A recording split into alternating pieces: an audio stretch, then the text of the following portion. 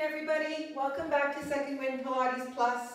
I'm Danielle Belek, and this is a continuation of wrist strengthening exercises using weights and moving into our arms and our back. So don't forget to breathe while we're doing this work, and I will cue you appropriately, okay? So please get organized to have 2-pound weights or 1-pound weight, whatever works for you. There's 3-pound weights here, and there's 4 pounds here, and of course there's more. But we're going to really start slowly from the beginning, right? So take off my woolies and get ready. So you'll notice that in the session yesterday, when we were working on the wrist strengthening exercises, I rested my arm on a chair in the instance of the video yesterday, and I was able to then isolate the actions of my hand and wrist. Today we're going to take one step further sitting and repeat the sequence standing. I'm going to add a couple of more arm exercises as well. Okay, so instead of having something to rest on with your forearm, you're going to brace them gently. You don't need to squeeze and shrug your shoulders. Collarbones are wide, shoulder blades are wide. Prioritize your midline of your head to tail so that you have a really clear central axis in your mind's eye, and just bring the upper arm bone beside, gently against the side of your rib cage. A lot of people tend to bring their elbows too far back. Now watch what that does to your shoulder joint. It tends to rock it forward into internal rotation, and of course it cups the whole upper body, and it exaggerates what we're trying to get rid of, which is this tendency to slouch and curve and hunch in our upper thoracic spine and rib cage. So you're going to keep your elbows even slightly in front of the very midline of your rib cage. So if you could divide your lateral surface area of the rib cage in half, the elbow should be no further back than halfway, okay? In order to get some resistance against gravity, we're going to bring our hands up. And remember, we're going to go into flexion by taking the hand off the arm, right? Cocking the wrist and curling it up. So here we go. You ready? You're sitting forward on the sits bones at the front of the chair. Your feet are underneath your knees, not behind your knees. So you don't want to overflex your knee joint. This also tends to jam into the hip, and it makes it harder for you to sit up because it pushes you in this fashion. So the knee is like an L shape underneath your knee, your foot rather, okay? So the legs are together. Take the, why don't we just reach the arms out to the side. Imagine your hands, your arm is a continuation of the length of your collarbone. So the end of the collarbone on the left is here, and the end of the collarbone on the right is there. Keep that width as you bring your arms in. You can always press the legs together ever so gently, and just a little puckering in the pelvic floor, so it's a gathering in and up, nothing aggressive. And you're just going to go for, we're going to do 10 flexion exercises of the wrist. Here we go. So let the hand fall off a little bit off the arm, and here we go. Inhale to start, exhale and curl 1, release, and 2, inhale, exhale 3, inhale, exhale 4, and 5, 6, 7, 8, 9, 10. Turn them over like you're driving a motorcycle, and the elbows will want to splay. For some of you, you're going to probably have to bring your elbows out quite wide in order to rotate the wrist in this fashion. And up, and 2, 3, 4, 5, 6, 7, 8, 9, and 10. Flip it over, elbow in the middle of the rib cage on the sides, collarbones wide, and we're going to repeat a little faster if you wouldn't mind 10 times. 1, and 2, and 3, 4, 5, and 6, 7, 8, 9, and 10. Don't forget to turn over to hug your legs together a little bit. Here we go. And up 1, and 2, and up 4, 5, and 6, 7, 8, 9, and 10. Now the weight is facing vertically, and we're going to cock the wrist upwards, and 1, 2, 3, 4, 5, 6, 7, 8, 9, and 10. Remember, this one is a little odd, the adduction. So we're going to do one arm at a time. You have to turn your arm bone in a little bit. If you need to lean forward, do so. And 1, up 2, towards your pinky line, 3, and your funny bone, 4, back of your elbow, 5, 6, 7, 8, 9, and 10. Other side, 1, 2, 3, 4, 5, 6, 7, 8, 9, and 10. If that is at all uncomfortable, don't do it, or reduce the number of reps. If this is super easy, before you increase to 3-pound weight, I would suggest you start moving up to 15 reps. We're looking at 20. I would like to see 3 sets of 20. 1, 2, 3, 4, 5, 6, 7, 8, 9, 10, 11, 12, 13, 14, 15, 16, 17, 18, 19, 20. Doesn't have to be that fast, but that's the mental focus and intention you have of the commitment of getting it done. One other thing, when you're hugging the weights, I want you to really prioritize the lateral line of the pinky. So I want you to hug the weight with your little baby finger. Hopefully you're going to feel a surge of energy, a muscular connection from the inner arm into your armpit. Would you like to try that? Okay, so I don't kill it, don't hurt yourself, but just a little squeeze on that ridge. Here we go, just try it. 1, and hold that pinky strong. And you'll see it'll reinforce the strength of your wrist. I'm hoping, alrighty? Okay, so we're gonna leave that, and now we're just gonna take the arms out parallel to the floor, and you're moving your hand like the queen. Alrighty? Except you're parallel to the ground.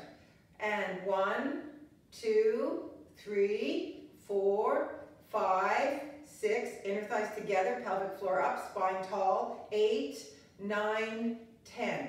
Over and out, and over and out. Try to keep your elbows fairly still.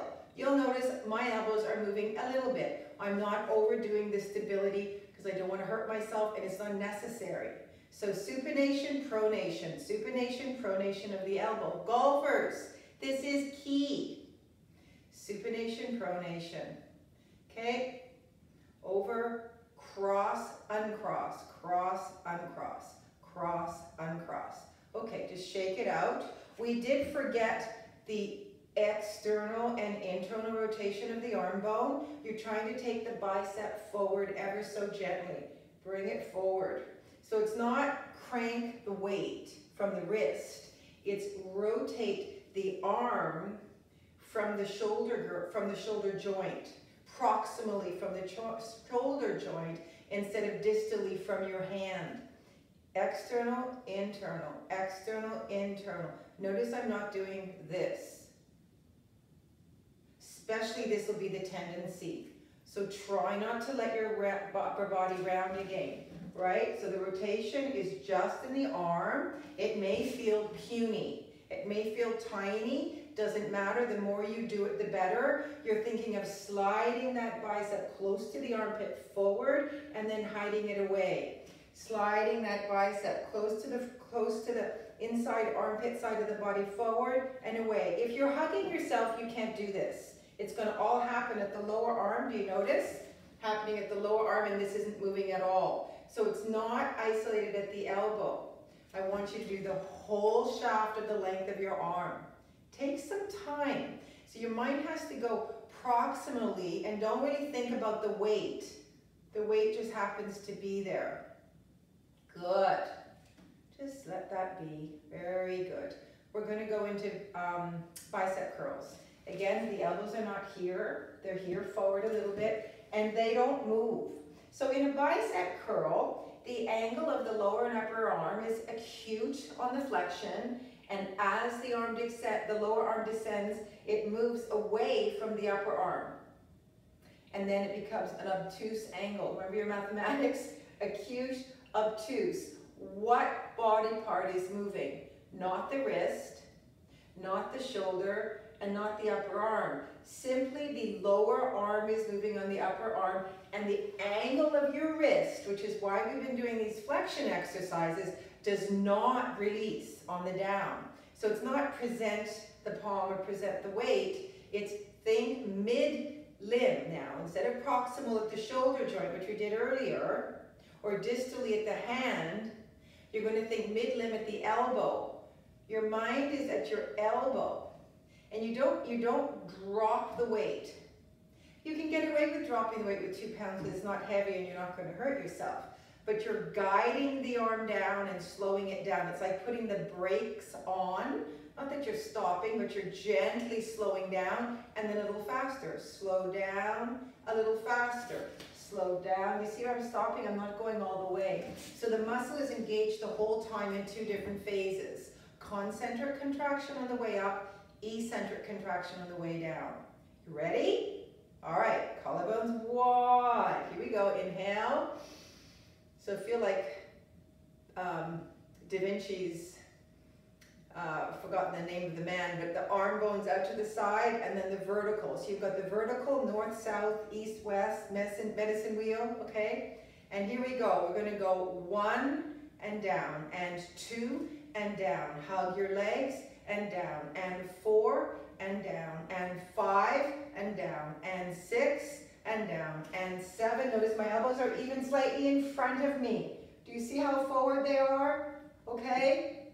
So I'd rather have them here. It's way safer. It keeps the organization of your spine and rib cage. That must be about 8 and down, and 9 and down, and 10 and down. We're going to go 1, 2, 3, 4, stop, 5, stop, 6, stop, 7, stop, 8, stop, both of them, 9, 10, and 1, 2, curl the wrist, don't let the wrist drop, 3, 4, 5, 6, great, 7, 8, 9, 10, and just shake it out, and I want you to release your head neck, just release your head neck, right at the nape of the neck through here, right through here, alrighty?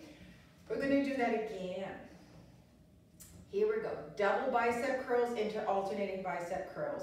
Let's just do a couple of the wrist curls to get that wrist all revved up and ready to go. Try to keep the shaft of the weight parallel to the floor as best you can. Don't forget the pinky line, the lateral edge of the arm, which connects into the scapula, and the tricep into the shoulder blade. So be sure you have a little bit of a gathering of your hand, of your pinky line, and the 4th and 5th finger snugly against the weight. Okay, double bicep curls. Here we go, 10 of them. Inhale to start, exhale to let go. Inhale, and here we go. 1, exhale, and 2, and 3. Don't move your body at all. No movement in your body. 5, 6, stop. Stop, stop, stop, stop, stop. 8, 9, and 10. Are you ready? Alternating. Left, right, left, right, left, right, left, right. Notice that the weight goes forward. The fist, the hand goes forward. It doesn't go down, down. It goes in front of you in an arc. Acute, obtuse, acute, obtuse, acute, obtuse, collarbone wide, obtuse, acute, obtuse, acute, obtuse, and here we go. Okay, take the hands in front of you, not behind you, chin up, chest up, and push the weights up and elbows. Hands to ceiling, elbows to the side. Hands to ceiling, legs together, elbows to the side. Hands to ceiling, elbows to the side. Hands to ceiling, elbows to the side. That's all you're telling yourself. And then you're going to add, exhale, hands to ceiling, inhale, elbows to side. Exhale, inhale. Exhale, inhale, pelvic floor. Exhale, inner thighs. Inhale, exhale, inhale. Release the arms down, release the head, and allow the whole spine to curve. You're just sitting on your sitting bones. Let your whole back go. And then sitting right up and making sure your sacrum comes right up so that you can sit nice and tall. If you're sitting, slide slightly held. You've got to really, really let your pelvis come forward. If it's easier to do that by opening your legs, then open your legs. For many of you, it will be. It'll be easier if your legs are wide to come in between the hip joints and sit right up on the sitting bones that are quite narrow. So see if you can just try that. You're going to come from a slouch curve. I call this the perfect slouch because the lower back and head are gently in flexion at the same time. So it's not like you're like this. This is not a perfect slouch. It's the worst kind of slouching. This is a recuperative position for the spine. I call the perfect slouch. So then you press the sitting bones down. You let your lower back pelvis sacrum push forward and up you come. So you're right on your sitting bones. See if you can feel where those are. And if you can maintain that and bring your legs together, adduction of the legs, the inner thigh activation, engagement along with your pelvic floor helps you contain the lower abdominal muscles. Alrighty? Okay. So then the next position is we're going to do arm abduction, adduction, adduction. So this is the medial deltoid. Notice the arms are not back here. So your pure side as a human being is not pure side like a piece of paper or geometry. It's slightly forward. It allows the shoulder blade to rotate on the rib cage. The rib cage is round. The shoulder blades are cupped and they sit in a hugged, round, cupped way on the back of the upper rib cage. So your back is actually not flat. It curves from back to front. There's your rib cage. That's the rib cage right there. Okay? So the arms are slightly in front of you so that your shoulder blades have something round on which it's also shaped and designed to cup onto so that it can rotate on those beautiful, gorgeous ribs. Okay? Now, you're not going to lock your elbow or drop your wrist for obvious reasons. So the elbow does not hyperextend. The wrist does not fall off the arm. So you're going to use those two 4th and 5th fingers and exhale and inhale, and I want you to stop before the shoulder height. And I'm lifting my shoulders to make a point, okay? So elbow and top of the hand lift up. Elbow and top of the hand are going up towards the wall and down. Up towards the wall and ceiling, obviously, and down. That's 3. Inhale, 4, 5, 6, hold down. 7, hold down. 8, hold down. 9, and 10. So that's adduction of the shoulder joint, activating the medial deltoid, okay? So we're going to go to the posterior deltoid right now, and in order to do that, I'm going to adjust the position of the chair so that you can see better what it is I'm doing.